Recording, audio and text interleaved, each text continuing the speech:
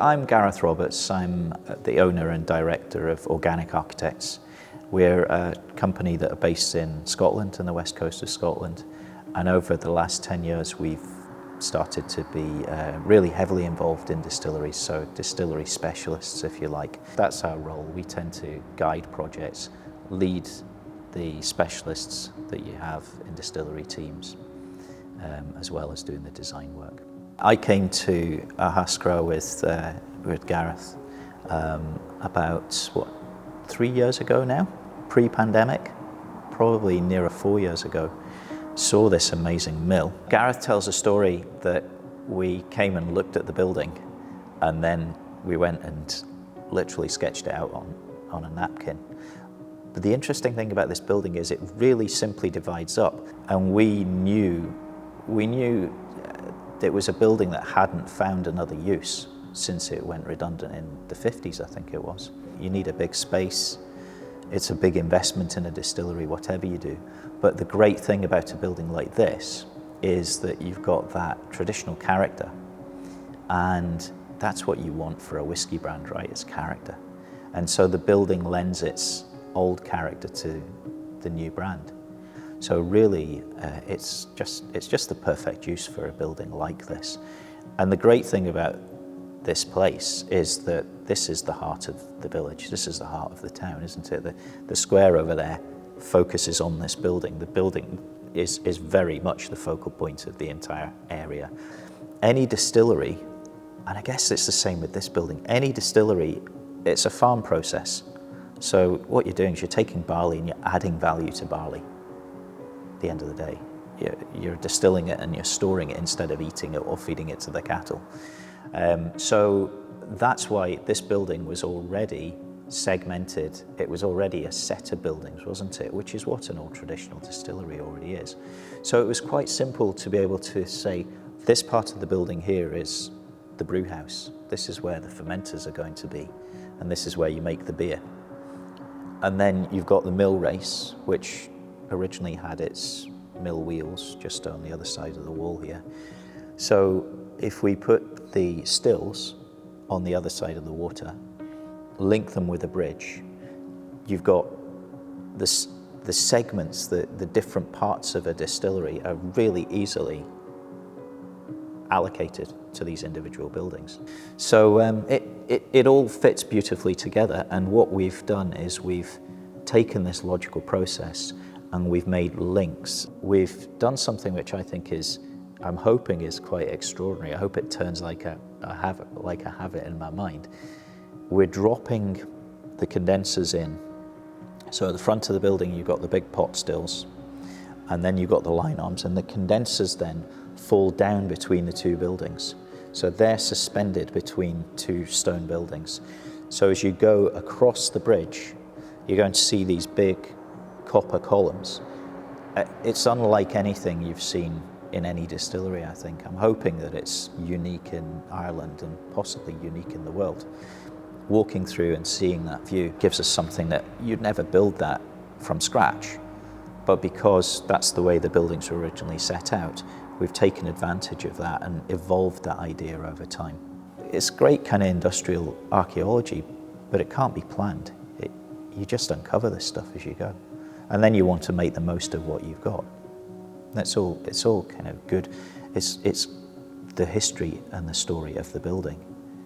And some people remember it. Apparently people are bringing in historic photos of the place. So there's this careful, almost an uncommercial attitude to making absolutely the most of every aspect that's here. As if it was your own house, as if it was a kind of a loving DIY project, right? It's that on a massive scale. So I think the opportunities that the building is given, it's being fully used to its maximum. So energy is everything in distilling. I say that distilling equals energy. It's the same thing. So the greener you can be, it's great for your brand. It's also really good for the bottom line. And there's only really a few realistic ways of doing it. You can do biomass, which is usually heating through burning local timber. And then there's energy efficiency. In the future, we hope there's hydrogen, but hydrogen's still a way off. But for very big energy users, hydrogen will come. You need a lot of free or cheap electricity to make hydrogen. So it's not for everyone. If you own a wind farm, you can make hydrogen. But it's unlikely that it's going to be in every car in the future. It's just for really big energy users, like distillers. But the other one is then electric distilling. And what a heat pump does, and the heat pump here will do, is it's got what's called a coefficient of performance of about 3 or 4, a COP. And what that means is if you put in 1 unit of electricity, you'll get about 3 or 4 units of effective heat out of it. So you don't have free power by any means, but you're putting in about 1/3 to 1/4 of the electricity to get your unit out. So it's a really cutting edge way of creating heat through green electricity. So here at this distillery, the energy is going to be green. It's going to be eco power that's coming in first, and then it's effectively stepped up 3 times to create the heat which is used for the distilling. So it literally could not be a more energy efficient and therefore environmentally friendly process. And I'm not sure whether this is correct, but I don't know of any other heat pump distilleries. It's certainly going to be up there in terms of one of the greenest distilleries in Ireland, possibly in the world. The thing that I like to say about distilleries is, because a distillery represents its brand, and because every distillery wants its brand to be as complete as possible, right, as genuine from, you know, the lengths that people go to. So it's about where the barley's grown, right through the building, the story of the people, through to the product, the bottle, where it ends up. So we're involved in this big range of things that happen. But luckily for the architect, the building is key to the brand. So it's part of the quality of that the brand puts out there, isn't it?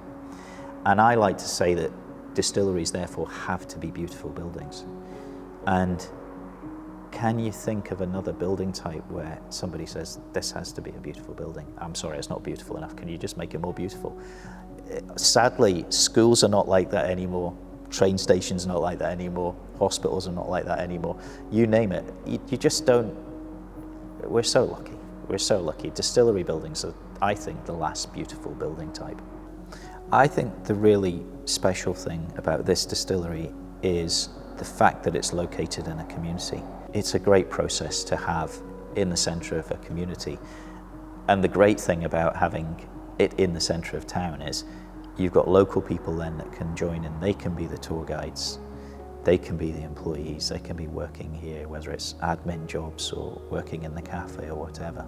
I always say that if somebody announces you're going to have a distillery in your community, you should rejoice, because it's such a good news story.